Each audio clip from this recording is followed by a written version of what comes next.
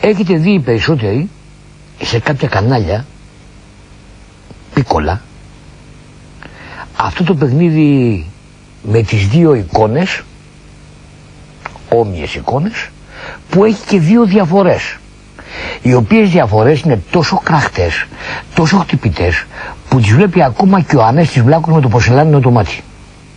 Άλλα κανάλια δεν έχουν τις δύο εικόνες όμοιες με τις δύο διαφορές, έχουν παροιμίες και λέει η παροιμία: το φρονίμον τα παιδιά πριν πεινάσουν και έχετε λίτσες. Και παίρνει ο Βανταδόρος και λέει: το φρονίμον τα παιδιά πριν πεινάσουν, το βρήκα, λέει τι, πάνε για μπάνιο. Άκου ρε πούστη, άκου ρε πατέντα, άκου φόρμουλα. Βγαίνει ο επόμενος: το φρονίμον τα παιδιά πριν πεινάσουν, κλάνουν, λέει ο άλλος. Ζωγαδιάζεστε κυρία Κομπρέσκα και δώσε τηλέφωνο να πει το μαγειρεύουν. Και παίρνει τα παπάρια μου. Αναμονή. Δεν τι πράγμα είναι αυτό ρε. Πού καταντήσαμε.